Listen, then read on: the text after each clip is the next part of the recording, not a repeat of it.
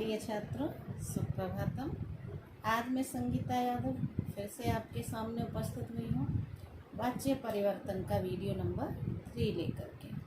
वाच्य परिवर्तन, अभी तक आपने सेंटेंस थे उसको कर्तृवाच्य के सेंटेंस को कर्मवाच्य में बदला था तथा भाववाच्य में बदला था। आज हम आपको संवाद के अंतर्गत जो आता है ना वाच्य परिवर्तन, उसका अभ्यास कार्य के माध्यम से सिखाने का प्रयास करेंगे कि वहाँ पर आप रिक्त स्थान किस तरह से भरेंगे। तो मैंने वार्तालाप लिया है रम्या और राधिका का, आपको ध्यानपूर्वक सुनना है। रम्या, त्वम अत्र किमर्थम। अब खाली स्थान के बाद क्वेश्चन मार्क लगा है। रम्या बोलने वाली, वक्ता कौन है? रम्या है। त्वम अत्र किमर्थम, तुम यहाँ क्यों? अब आपके पास शब्द दिए हैं इन्होंने, तिष्ठति, तिष्ठन्ति, तिष्ठामि और तिष्ठसि। अब हमें ये जो शब्द दिए हैं उनमें से सबसे पहले हमें ये देखना है कि हमारा कर्ता कौन से पुरुष का है। हमारा कर्ता है त्वम और हमारा सेंटेंस है कर्तृवाच्य का। तो कर्तृवाच्य के कर्ता के साथ क्रिया कर्ता के अनुसार आती है। तो हम सबसे पहले ये देखेंगे कि हमारा कर्ता त्वम है, तो हम ठीक एकदम से क्रिया लगा देंगे। क्या? तिष्ठसि। हमको किसी भी तरह का कोई सोच विचार करने की ज़रूरत नहीं है, क्योंकि कर्ता प्रथम पुरुष एक वचन का है और कर्ता प्रथमा विभक्ति का भी है। त्वम युवाम यूयम, त्वम युवाम युष्मान, त्वया युवाभ्यम युष्माभि, तुभ्यम युवाभ्यम युष्मभ्यम। तो यहाँ पर कर्ता हमको मध्यम पुरुष एक वचन का दिखा, जो कि कर्तृवाच्य का सेंटेंस होने के कारण क्रिया कर्ता के अनुसार आएगी। तो त्वम के कर्ता के लिए हमें क्रिया लगानी होगी तिष्ठसि। अब सेकंड डायलॉग है राधिका का।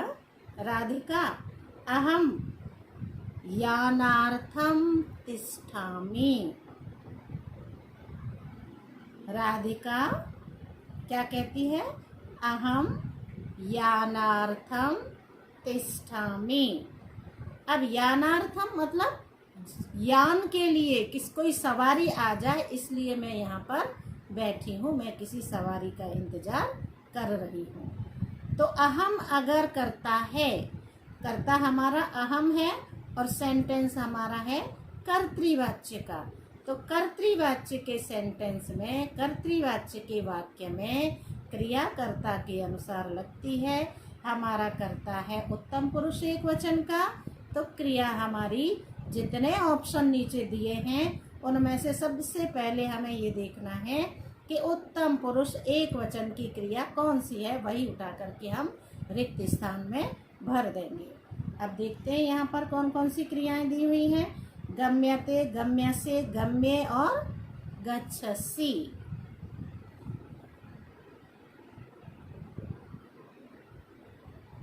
अहम यानार्थम तिष्ठामि, मैं जाने के लिए बैठी हूँ। ये सेंटेंस कंप्लीट है। अब रम्या ने दोबारा पूछा, त्वया कुत्र, त्वया कुत्र। अब हमारा सेंटेंस है, कर्ता में हमारी कौन सी विभक्ति लगी है? कर्ता में तृतीया विभक्ति का प्रयोग हुआ है, तो हमारा सेंटेंस हो गया ये कर्मवाच्य का। और जब कर्मवाच्य का सेंटेंस होगा तो कर्मवाच्य की क्रियाएं जिस तरह से हमने याद की थी, खाद्यते, पीयते, गम्यते, हस्यते, लिख्यते, उद्यते, उष्यते, तो यहाँ पर त्वया कुत्र। अब गम्य से होगा नहीं, गम्य होगा नहीं और गच्छसि भी नहीं होगा। क्या होगा? त्वया कुत्र गम्यते, तुम्हारे द्वारा कहाँ जाया जा रहा है। जिस सेंटेंस में कर्म नहीं होता है, ये हमारा अकर्मक सेंटेंस है, बिना कर्म वाला सेंटेंस है, इसलिए क्रिया हमारी एक वचन की ही आएगी। तो हम यहाँ पर लिखेंगे त्वया कुत्र गम्यते। हम त्वया करता है, फिर भी हम गम्य से क्रिया नहीं लगाएंगे, क्योंकि हमारे कर्मवाच्य के सेंटेंस में क्रिया कर्म के अनुसार आती है, और जब कर्म नहीं होता है तो क्रिया हमेशा नपुंसकलिंग एक वचन की आएगी। तो यहाँ पर क्रिया एक वचन की ही होगी। राधिका अहम मम जन्म स्थानम गच्छामि। राधिका क्या कहती है कि मैं अपने जन्म स्थान को जा रही हूँ, जहाँ मैं पैदा हुई थी मैं उसी स्थान को जा रही हूँ। रम्या तब अग्रजा किम करा। तब अग्रजा किम करा। अब राधिका ने क्या कहा, तया खाली स्थान गृह्यन्ते। अब रम्या ने पूछा कि तुम्हारी छोटी बहन के हाथ में क्या है, तुम्हारी छोटी बहन हाथ में क्या पकड़ी है। तो राधिका ने क्या किया, क्या बोला, राधिका तया खाली स्थान गृह्यन्ते। तया खाली स्थान गृह्यन्ते। अब जो तया करता है वो तृतीया विभक्ति का है, एक वचन का है, और क्रिया है हमारी गृह्यन्ते। क्रिया क्या है, गृह्यन्ते। हम समझ रहे हैं हमारी क्रिया बहुवचन की है, तो जो कर्म होगा वो भी बहुवचन का ही होगा, एक वचन का नहीं होगा, और बहुवचन का होगा, और कर्म में प्रथमा विभक्ति का प्रयोग होगा। कर्म में द्वितीया, कर्मणि द्वितीया होती है कर्तृवाच्य के सेंटेंस में, और कर्म में प्रथमा होती है कर्मवाच्य के सेंटेंस में, और कर्मवाच्य के सेंटेंस में क्रिया कर्म के हिसाब से आती है। तो तया गृह्यन्ते। अब गृह्यन्ते क्रिया बहुवचन की है। ऑप्शन में हम सबसे पहले ये देखेंगे कि बहुवचन का हमारा शब्द कौन सा है। शाकम है पहला, शाकाह, शाकान और शाकह, चार ऑप्शन दिए इन्होंने। शाकह हो नहीं सकता, एक वचन का है।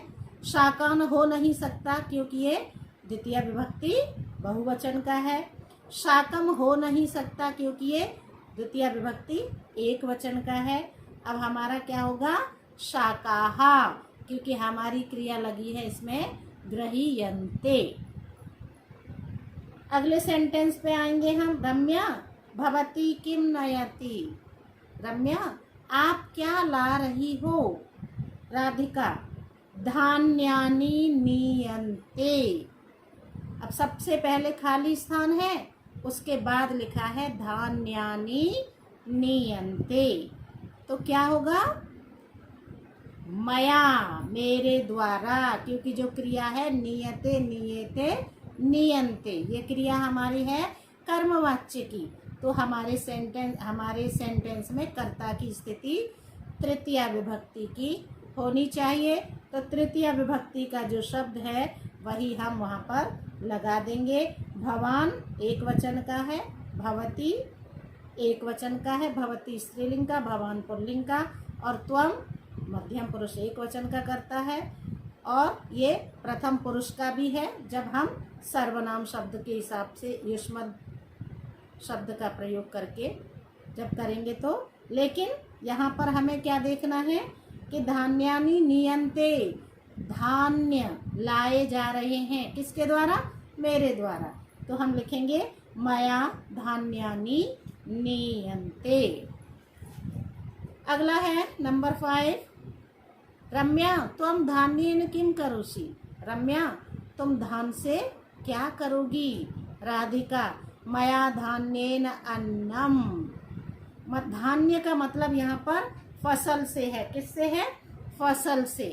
तो राधिका कहती है मया धान्येन अन्नम।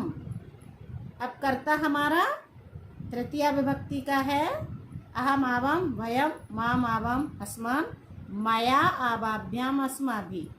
तो जब कर्ता हमें तृतीय विभक्ति का दिखाई दे रहा है तो हमारा सेंटेंस कर्मवाच्य का है, तो हम क्रिया लगाएंगे कर्म के अनुसार। तो मया धान्येन अन्नम, अब अन्नम एक वचन का है, क्रिया प्रथम पुरुष की भी है और एक वचन की भी है, तो प्राप्यते, अन्नम प्राप्यते, क्योंकि 3 इन्होंने दिए हैं ऑप्शन, प्राप्तुम लिखा है, प्राप्यते, प्राप्यस्ते और प्राप्यामि, तो हम क्या लिखेंगे, खाली स्थान में हम लिखेंगे प्राप्यते। ये था आपका पहला संवाद। अब हम दूसरा संवाद देखते हैं। दूसरा संवाद है आचार्य और छात्र के बीच में। आचार्य, गुरुजी, गृहे प्रतिदिनम कदा उत्थीयते, गृहे प्रतिदिनम कदा उत्थीयते। अब जो उत्थीयते क्रिया है, उत्थीयते, उत्थीयते, उत्थीयन्ते, मतलब है हमारी क्रिया कर्मवाच्य की। तो हमारा कर्ता किस स्थिति में होगा, हमारा कर्ता होगा तृतीय विभक्ति, एक वचन, द्विवचन और बहुवचन। तो तृतीय विभक्ति इसके ऑप्शन में हम देखते हैं कहाँ है। पहला अहम है, त्वम है, माम है, ये तो तीनों ही तृतीया के नहीं है। और अगला ऑप्शन है हमारा त्वया, तो अगला ऑप्शन जो है हमारा वो तृतीय विभक्ति का है, तो हम उसी को लिखेंगे, त्वया गृहे प्रतिदिनम कदा उत्थीयते, तुम्हारे द्वारा घर में प्रतिदिन कितने बजे उठा जाता है, अर्थात तुम घर में प्रतिदिन कितने बजे उठती हो, उठते हो, छात्र है ना, पुल्लिंग है, छात्र। अहम प्रतिदिनम सप्तवादने, अब करता है हमारा अहम, कर्ता क्या है, अहम है, कर्ता हमारा अहम है, तो हमारा सेंटेंस कर्तृवाच्य का हुआ ना। अगर कर्ता मया होता तो हमारा सेंटेंस कर्मवाच्य का होता। यहाँ कर्ता है प्रथमा विभक्ति का, एक वचन का, सॉरी अहम करता है, ये करता है हमारा उत्तम पुरुष का, और वहाँ देखो तो प्रथमा विभक्ति का है, अहम आवाम वयम माम आवाम अस्माम, तो कर्ता प्रथमा विभक्ति का है, इसलिए क्रिया हमारी कर्ता के अनुसार लगेगी। अहम प्रतिदिनम सप्तवादने, अब अहम के साथ में क्रिया लगेगी उत्तिष्ठामि, मैं हर दिन सुबह 7 बजे उठता हूँ।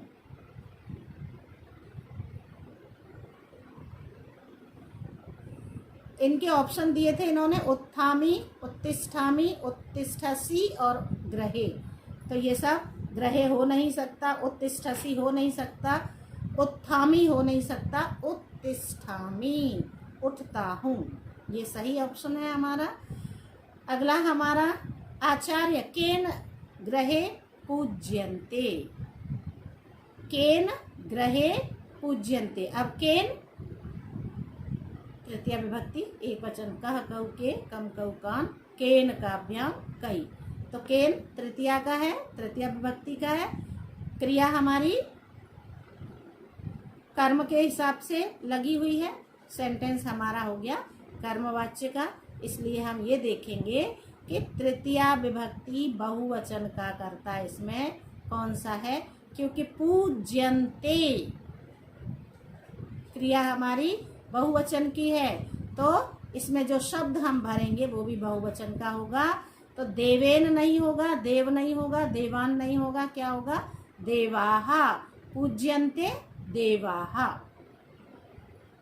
अब हम आएंगे, अगला सेंटेंस हमारा है छात्र, अहम गृहे देवान पूजयति, छात्र, मम गृहे, मम खाली स्थान, गृहे देवान पूजयति, मेरे घर में खाली स्थान देवों को पूजा जाता है। अब किसके द्वारा पूजा जाता है, पूजयति, मम खाली स्थान गृहे देवान पूजयति, क्रिया हमारी कर्तृवाच्य के सेंटेंस के हिसाब से है, तो हमारा कर्ता पूजयति अगर क्रिया लगी है तो कर्ता हमारा प्रथम पुरुष का एक वचन का होगा, प्रथमा विभक्ति का एक वचन का होगा।